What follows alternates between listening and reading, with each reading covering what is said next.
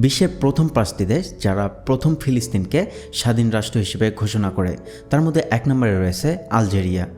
1988 সালে 15ই November Palestine liberation organisation আলজেরিয়ার রাজধানী আলজিয়ার্সে একটি অধিবেশনে আলজেরিয়া প্যালেস্টাইনকে স্বাধীন রাষ্ট্র হিসেবে ঘোষণা করে।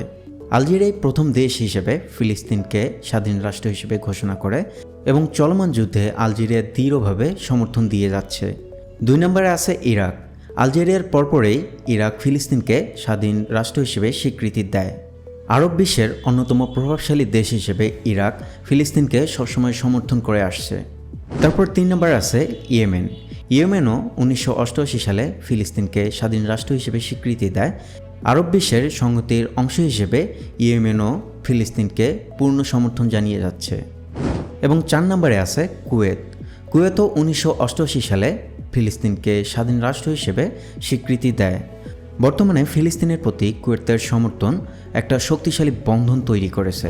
তারপর 5 নম্বরে রয়েছে লিবিয়া। লিবিয়াও 1988 সালেই ফিলিস্তিনকে স্বাধীন রাষ্ট্র হিসেবে স্বীকৃতি দেয় এবং লিবিয়াও ফিলিস্তিনের স্বাধীনতার সংগ্রামকে সবসময় সমর্থন দিয়ে আসতেছে। অলরেডি তো এই ছিল 5টি দেশ যারা প্রথম দিকে ফিলিস্তিনকে স্বাধীন রাষ্ট্র হিসেবে স্বীকৃতি দেয়। ভিডিওটি যদি ভালো লেগে থাকে ভিডিওতে একটি লাইক দেন, চ্যানেলটি সাবস্ক্রাইব এবং পেজে ফলো করে রাখেন।